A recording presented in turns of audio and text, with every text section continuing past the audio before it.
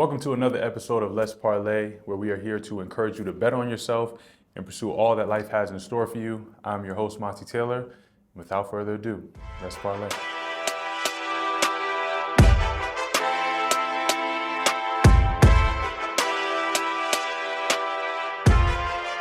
All right, family. Appreciate you tuning in for another episode. We are at episode 13 today. So we are just continuing to chug along, almost halfway to my 30 episode goal for the year. So I feel very, very good about that, very accomplished that we've been able to put out an episode once per week. I was like but yeah, very glad that we've been able to keep this pace. And I hope that you have continued to enjoy the content and me opening up a little bit more. And this episode, I'll say that I'm just going to continue with just sharing a little bit more about what I've been currently experiencing and some of the things that I've learned that may be able to help you out, some things that maybe you could look into for yourself and educate yourself on, because I don't want to come off as like some sort of expert in any arena, because I don't feel like I'm at that point in my life yet, but we're working our way up to it. So yeah, this episode, I just would like to share just a little bit more. Last episode, I talked about the fast and what that experience was like. And it's been just about a week since the fast has completed, and what that experience has looked like afterwards. I'd like to share that with you today and open up about anything that I found to be like noticeable changes, or just some takeaways from that experience in general. And then just some other conversations that I've had with friends, family, that I feel like might be helpful for some people in this season of their life, and just some takeaways from that. So I am going to just trust that God is going to give me the words to speak to you and help you in some sort of way today.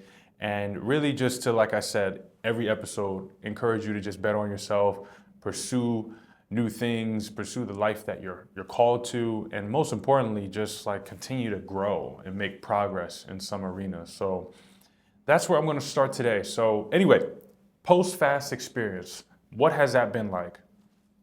Be honest with you, I don't know if I can really tell a difference. I feel like just about the same person. I will say that the refeed process after you complete a fast is very important.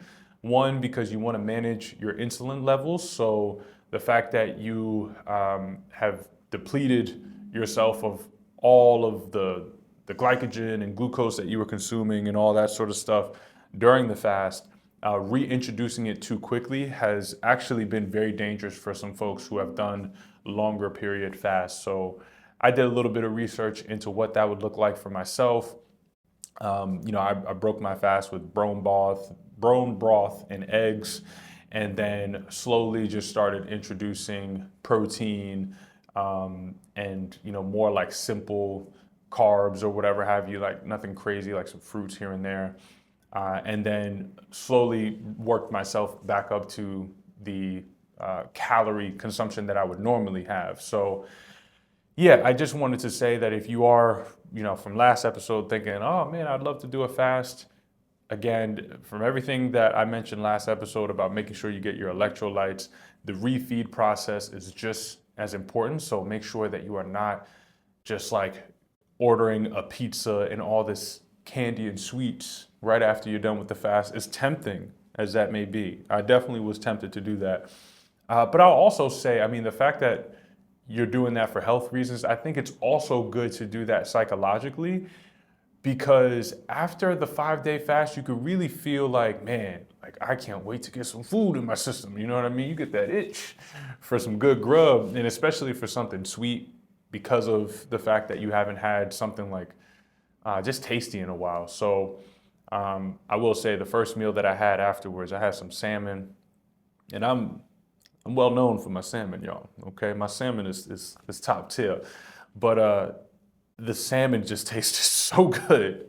It tasted so good, and it was definitely because I hadn't had food in a while. But in the air fryer, very, very tasty and crispy. Man, I gotta make me some salmon this week. But anyway, that's all I'm trying to say is just be careful with the refeed process. Make sure you're being diligent about that. Now, there's been some folks who've talked about like post-fast, um, that week afterwards or the experience afterwards has been very enriching and enlightening. And I'll say that throughout the refeed, it's been good to just continue to force myself to have self-control and not to go completely off the rails when it comes to my nutrition. During the fast, I had done a lot of research on my diet, or different diets out there or different foods, and what are some of the benefits of them? What are some of the common myths that are out there about certain foods? Or what are some things that you just didn't know about the foods that you would purchase at the grocery store that are in mass production here in the States and can be causing certain, just certain challenges when it comes to digestion, when it comes to nourishment and all that sort of stuff. So I had went down so many rabbit holes. One, because I was watching YouTube just trying to pass the time, honestly, because time moves very slow when you're hungry. For me, honestly. I mean, everybody else, maybe you can do something during a 5-day water fast, but I could not. So I just watched a lot of YouTube and did a bit of research on ChatGPT and read some articles. But so for me, I am going to start experimenting with choosing different types of food to consume. And it won't be much of a change from what I was eating before. I would say my proteins were typically a rotation of ground turkey, chicken, salmon. I'd have maybe a steak or beef once a week. And then fruit, right? Like I would have smoothies. I was typically consuming vegan protein just because I hadn't necessarily had good experiences digesting dairy. So I had focused on vegan protein for the most part and just vegan protein sources in general to avoid any sort of whey or milk-based protein powders. So that was my diet before. I didn't really eat bread much before the fast. I would have snacks here and there. So beef jerky, chomps at Costco is what I would pick up. And then I was also eating like these little omega-6 nut packs, like with cranberries, dried cranberries, raisins, and walnuts and all that sort of stuff. So I would have that as a snack throughout the day as well too. And then every now and then I'd have like a skinny dipped like peanut butter cup, healthier version of a Reese's cup.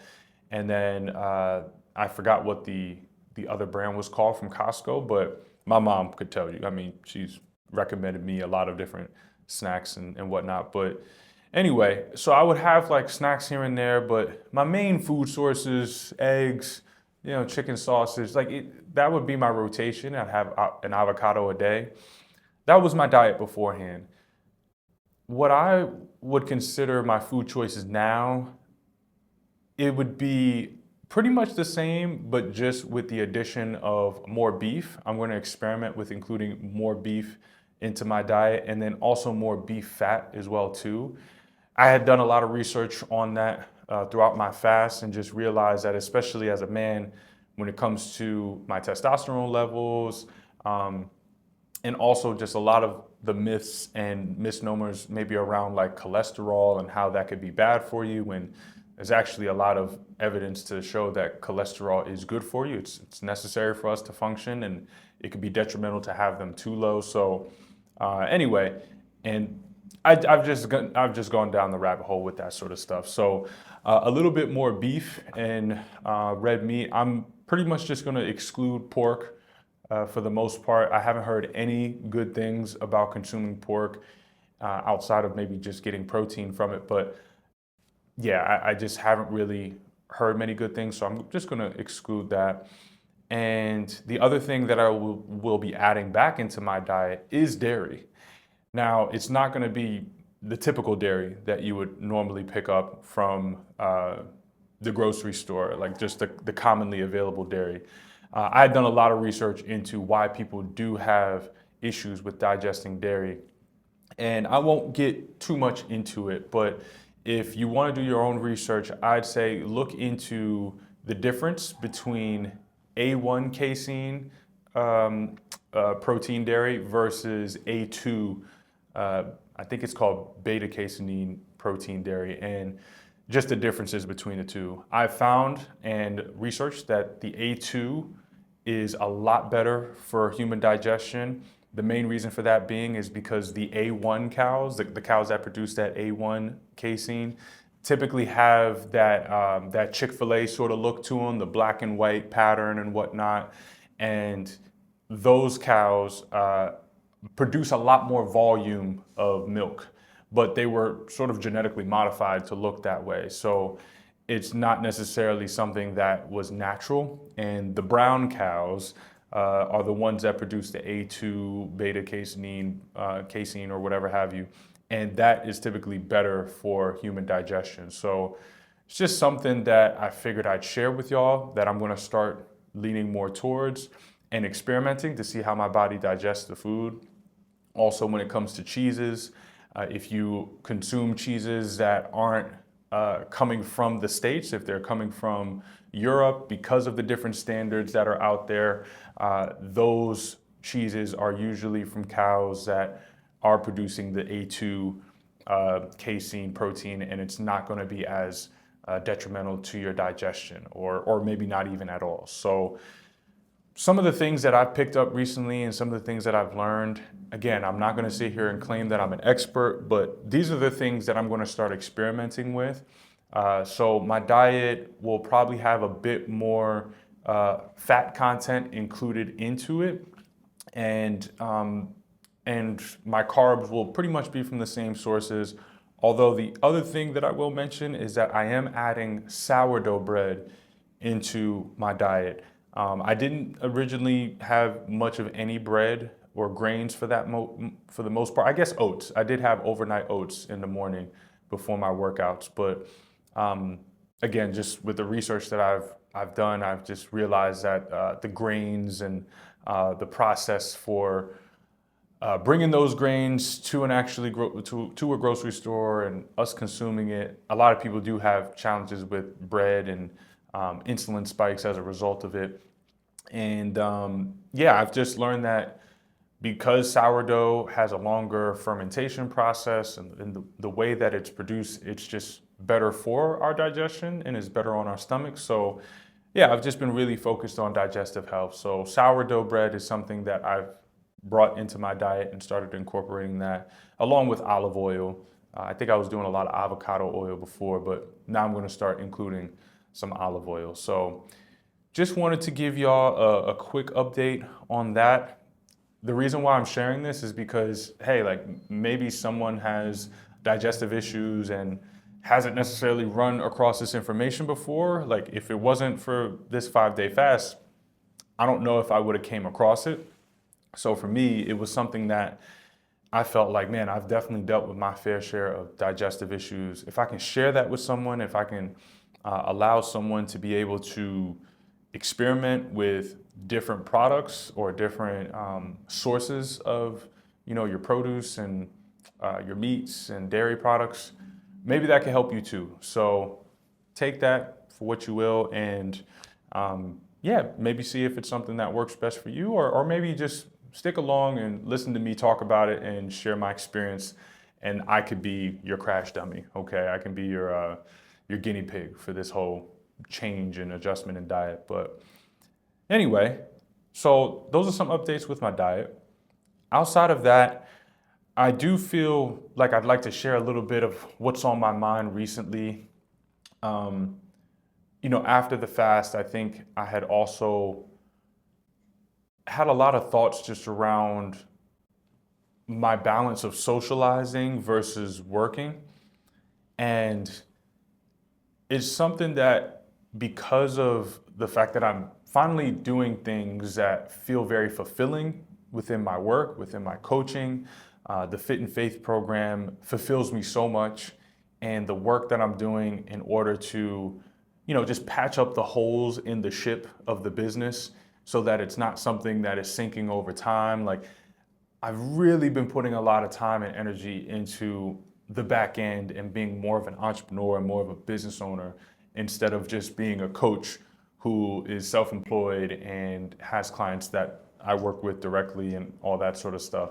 Like I've really been putting a lot of time and energy into the team that I'm building and also into the systems to make sure that this is something sustainable and scalable. Because I want to reach out to as many people as I possibly can with this program. The main reason for that being is because I do think that there are a lot of people who are struggling with their health. And again, the reason why I shared about my diet is because that could very much be impacting people's health and the connection between their gut and your mind and all the other facets of your body is strong. So being able to have a good understanding of what's good for your gut and what's good for your health allows people to serve the kingdom better. And that's my way of serving the kingdom. So my goal with this, and I'll say it boldly, I want to be the #1 faith-based fitness coaching program and community in the world. That's what I'm working towards. That's what I'm putting out there. That's what I've shared with my team. And that's what my goals are all catered towards now. So the reason why I felt so fulfilled is because I feel like, oh, I know exactly where I'm going with this right now. I know what I'm working towards and what I have to do to get there. The flip side of that is, I think I've shared this a few episodes ago, is that one, I also feel like I'm the most mature that I've been. So I do feel like I am the most prepared for a romantic relationship at this point in my life. But that often conflicts with what I have done in the past to build romantic relationships. So that's one facet. The other facet is the community that I have out here in Austin and the people that I connect with, whether it be co-working, whether it be just spending time on the weekends and hanging out. I've often felt a little bit of guilt, and not a little bit, a lot of bit of guilt for spending any time outside of my business because I have to stay locked in. I must do these things in order to make sure that I'm working towards this goal. And I feel like at the beginning of the year, a lot of January up until July has been me grinding to survive, me grinding to make sure that I have what I need in order to pay all my bills and, pay off debt and all that sort of stuff. Like that's what the first part of the year has been. Whereas now it feels like that energy has gone more towards, oh, like I'm building something for the future now. Like I see the transition happening and I gotta really lock in. I gotta do all that I can in order to make sure that this works out and this comes true. I want to honor God with my work. I don't want to, half step and say, I wish I would have worked harder. That's where my mind is going. So what happens is that, with wanting to be social and have a balance with the community of friends that I have outside of just working, wanting to spend time with them, and then also wanting to, explore a romantic partner and date and all of that. I have these struggles with how do I balance the two? Because sometimes I feel guilty going in the direction of like being social and, even approaching a woman in general. Because I just feel like, man, like I'm not even sure that I'm squared away yet. Like I'm not even sure that I would want to approach someone and be ready to like give them the time and energy or just the experience that I'd want to give someone that I'm dating. And as I think about it, as I'm talking to you about it right now, if I were to coach myself on this, which I feel like this is a practice that a lot of people should explore, is just journaling and like just recording yourself, talk through your thoughts, because there is a filter that happens when you go from your head to your lips or to writing something down. You start to just make more sense of things. It allows you to go through your logical brain and your logical filter. As I'm thinking about it, it's like, one, whoever my community is, whoever's in my community, whoever my friends are who truly care about me and truly want the best for me, they're gonna understand whatever it is that I may have set up as boundaries. And the same would go for my future wife. Like, if she were to meet me at this time in my life, I think she would see the vision very clearly and what I'm working towards and want to be as supportive as she possibly can towards that and respect the boundaries that I have and just want to help in any sort of way possible while continuing to, do what she needs to do for herself. And that's just what I've come to realize is that, all right, like it's not these expectations that I have on this whole process of dating or hanging out with friends. One, a lot of it is based off of my past experiences that were not rooted in God, that were not rooted in any sort of self-respect. It was very much like willy-nilly, I'll go wherever the wind blows me because I don't want to miss out. I don't want to like be in my apartment regretting that I wasn't out and hearing how everybody had a good time. And I think I've just gone through that enough times by now to realize that, yeah, I ain't missing out on much, okay? Like, yes, people enjoy their times out and being social, and there's plenty of cool things to do, but if it doesn't align with where I'm at right now, it probably wouldn't be that fun for me anyway. So I'm really, really not missing out on much. If anything, I probably saved myself a lot of time and saved myself a lot of trouble and frustration by not doing those things instead. But what I found is that as I've continued to get more and more firm in what it is that I believe and what it is that I'm working towards, those things like those social events that I've been invited to or the things that people want me to join them in just tend to align a lot more with where I'm at in my life. Like, for example, this past weekend, got invited to a boat day with some friends, and it was so relaxing and so peaceful. Nobody was drinking. Everybody was having good conversation, getting to know one another. It was beautiful outside.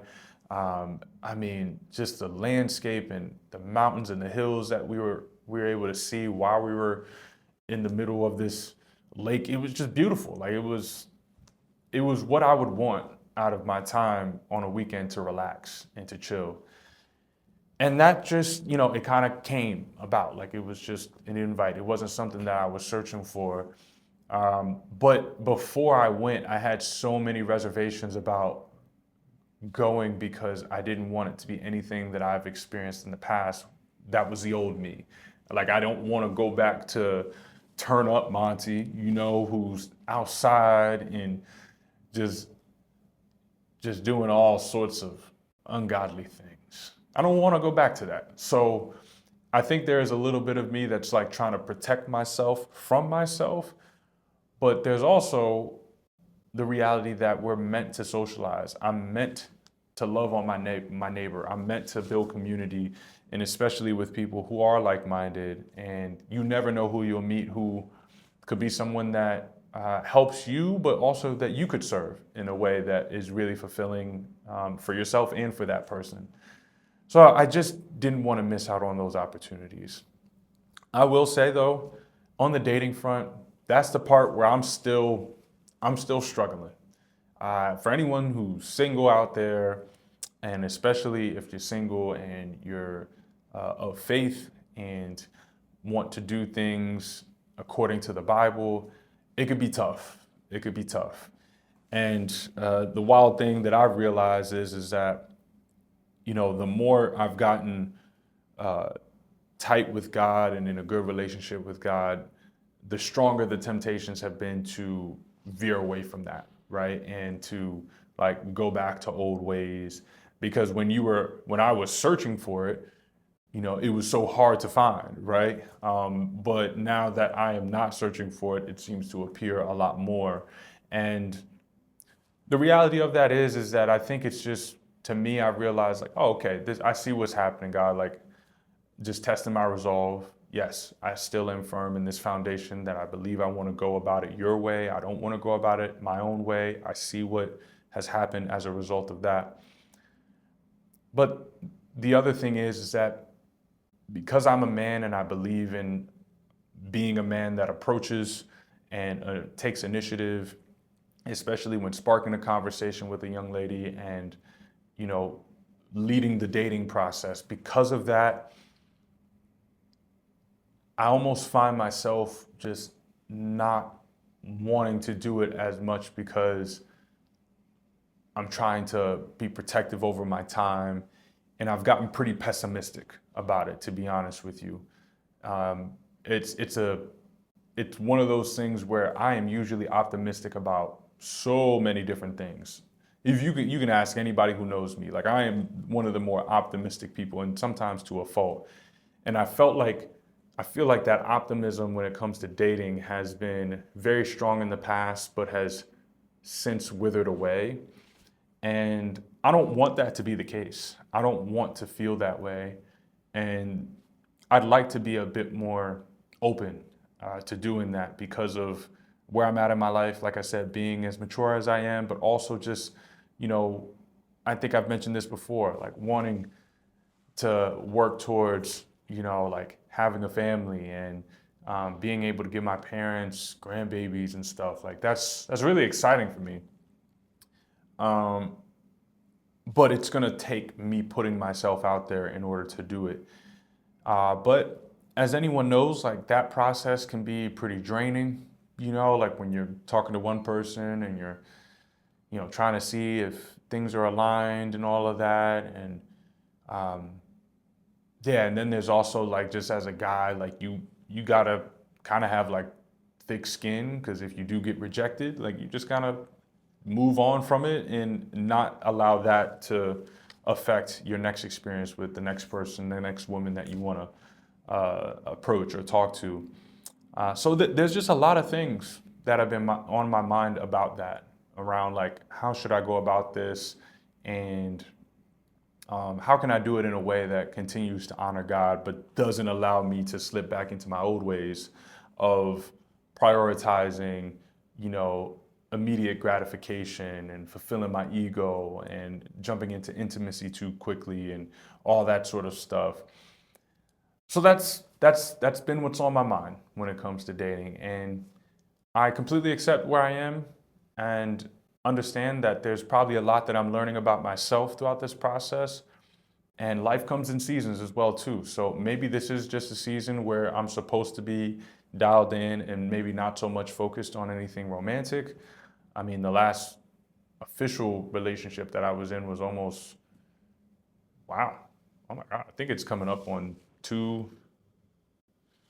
I think it's coming up on 2 years. No, it's past 2 years. It's, oh yeah, 2.5 years since my last, yeah, wow. 2.5 years since my last relationship. That, wow, time really flies. I really thought in my head that it's only been like a year and a half, but it's been 2.5 years since I was in an official relationship. And I used to think and hear people be like, oh, it's been years since I was, and I used to think like, wow, like you haven't found, and now I'm that person. And now I get it. Anyway, just some things that I've reflected upon, but that's all that I want to share with y'all today. I really hope you got something from this. I'm just opening up my heart. Okay, I'm just telling you what's on my mind and what's happening recently. Hopefully this helps you in some way, shape, or form.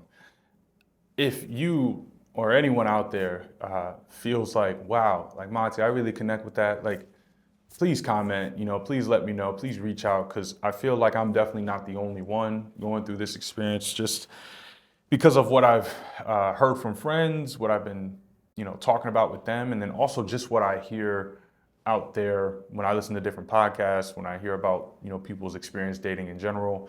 Seems like we're all in the same boat.